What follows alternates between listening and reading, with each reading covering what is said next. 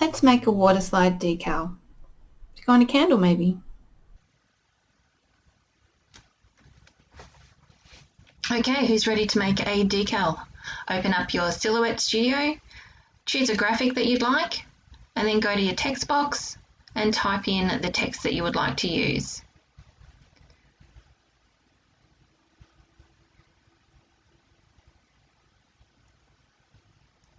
Then click out of the text box, click back in, and you can change the font. You can either use the line above, the font line above, or down the side you'll see there is an A with a line beside it. You can use that area as well to change the font. You can actually see the font's better there, but I knew what I was using, so I just used the top one.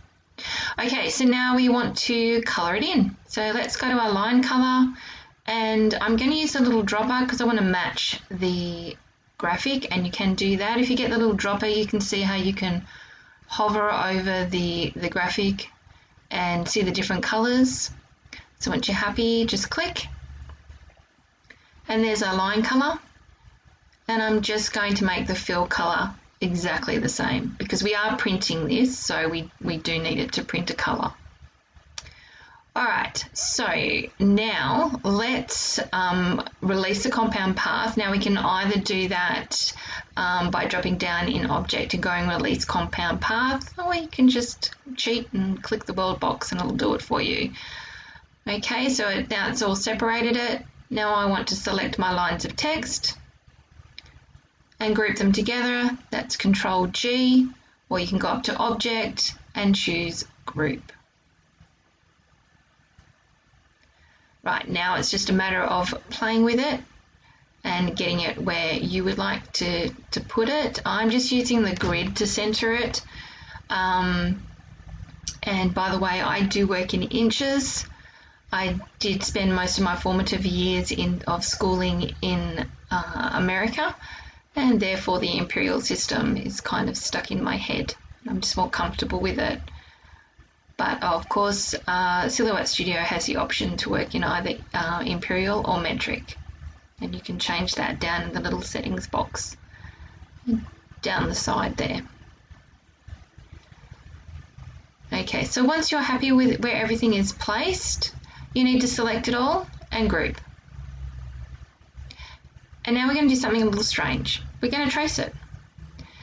I know it sounds strange, but it will make sense in a minute. So select your trace area, increase your threshold if you need to. You may need to go all the way up, and then you want to trace the outer edge. Okay, so we'll remove our graphic, and then we're going to select that traced area, and we're going to go to offset.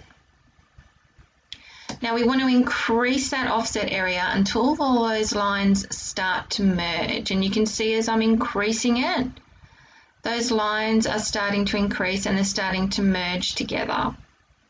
Now don't worry about any little bits on the inside because we can remove them. So once we're happy with the shape, we're going to remove that traced wording.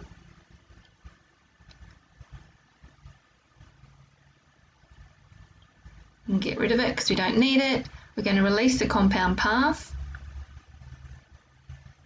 and then we're going to just simply delete all those little bits in the center that we don't need. And then we can move our graphic back in, and you can just see we've got a lovely shape there. So it just looks a little bit fancier. Alright, so let's select all that and group it. Remember that's Control G. Or go up to Object and choose Group. Now let's get Studio set up for printing. So open up your page settings. We will be using a cutting mat, and our media size, I'm using A4 Waterslide Decal Paper. If you are using letter size, please select letter. It does make a difference. So choose your registration, turn them on. That's it. Okay, so now we want to move our graphics over onto the page. Now I'm going to resize them slightly Now, something that's really cool to do with text and things is actually to lock the aspect ratio, and then you can either just choose the height or the width, and it'll keep it all in perspective for you, which is awesome because then you can avoid those stretched fonts or shrunk fonts that look terrible. So place it on the page. We've only got these two graphics, so I'm going to space them out a little bit. Remember, we need to avoid those areas on the side and the grey areas, so we don't want anything outside of our registration marks. It won't cut. Right, let's print. So open up your print, pop your Waterslide Decal paper in your rear feed tray and make the adjustments for your printer.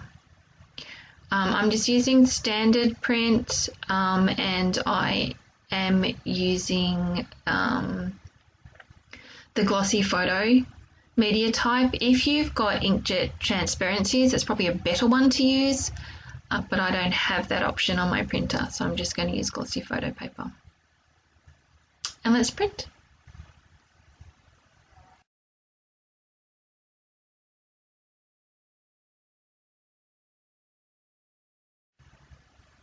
And here it is out of our printer. Our registration marks are printed nice and clearly, and our graphics are there. They look pretty good actually. So before we start to cut, we do need to seal our Waterslide Decal paper because obviously we are placing it in water to release the backing. So we do need to spray it with a matte or gloss sealer. Just a really light coat over the top. It's just to protect the text. It won't hurt your registration marks. Now you're going to have to let it dry. And once it's dry, we're going to pop it on the mat. I'm using a brayer to make sure that it gets down nice and firmly on the mat. We don't want it to move around. And we will load it in our machine ready to cut.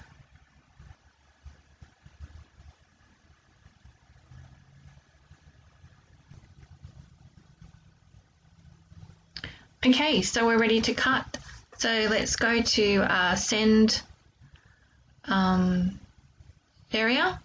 Now we only want to cut the red lines. The green lines and the pink lines are print, not cuts. So I've selected sticker paper clear. The force is 33, the speed is 4. I've got my overcut turned on. I'm only doing one pass. And my blade is set to 3. And let's send it.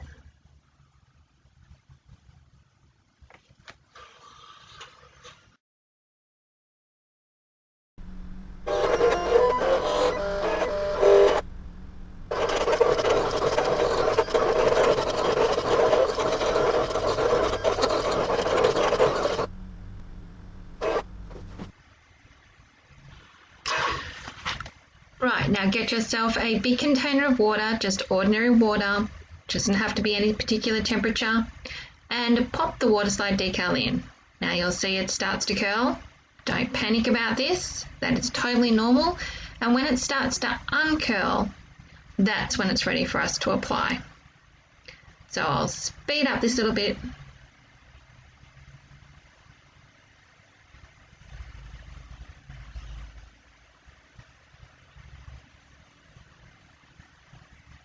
And just to check it, if you sort of gently uncurl it and just see if you can move the decal away from the paper. If you can, it's ready. So now get your object. We're using a candle.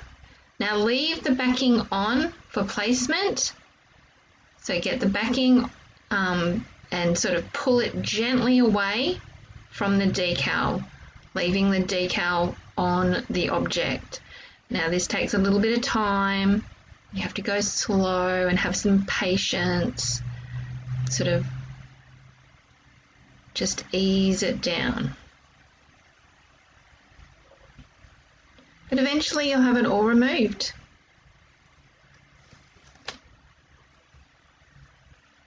Take out any air bubbles. Now you can still slide it around until it dries. So if you've got it sort of a little bit crooked like I did here when I was applying it, sort of gently just pull and push it into place.